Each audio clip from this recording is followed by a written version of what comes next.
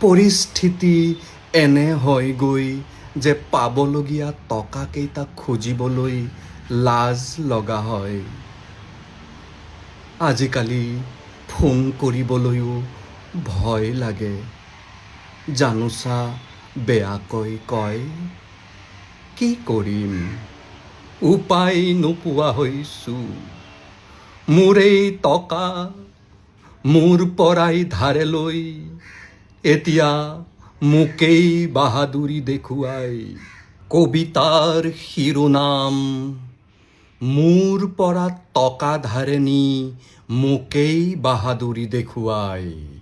কবি চাংকু নিৰঞ্জন বাবা।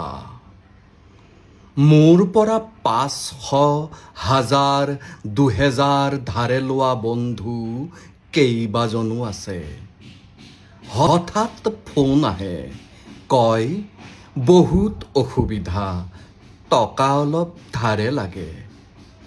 মই কওঁ মোৰো বহুত অসুবিধা।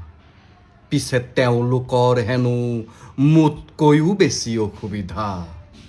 কাইলৈ দি আছোঁ বুলি মোৰ পৰা এক প্ৰকাৰ টানিয়েই লৈ গৈছিল টকা। বন্ধুত্বৰ দাদাগিৰি দেখি মোৰ ভালো লাগিছিল। ধনৰ ধনী হ'ব নোৱাৰিলেও মই মনৰ ধনী। পৃথিৱীত কোনো নাথাকিলেও মোৰ বন্ধু আছে।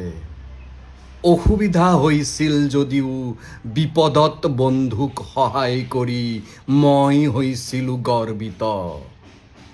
পিছে দিন বাগৰি মাহ হ'ল, মাহ বাগৰি বছৰ হ'ল। কাইলৈ দিম বুলি টকা নিয়া বন্ধুৰ টকাও নাই, মানুহো নাই।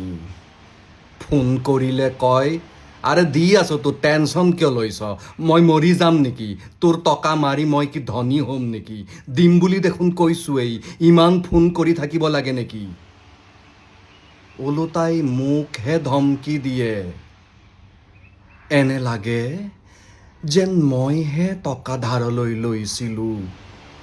পৰিস্থিতি এনে হয়গৈ যে পাবলগীয়া টকাকেইটা খুজিবলৈ লাজ লগা হয়। আজিকালি ফোন কৰিবলৈও ভয় লাগে। জানোচা বেয়াকৈ কয়। কি কৰিম, উপায় নোপোৱা হৈছোঁ। মোৰ এই টকা মোৰ পৰাই ধাৰে লৈ এতিয়া মোকেই বাহাদুৰি দেখুৱাই। ধন্যবাদ।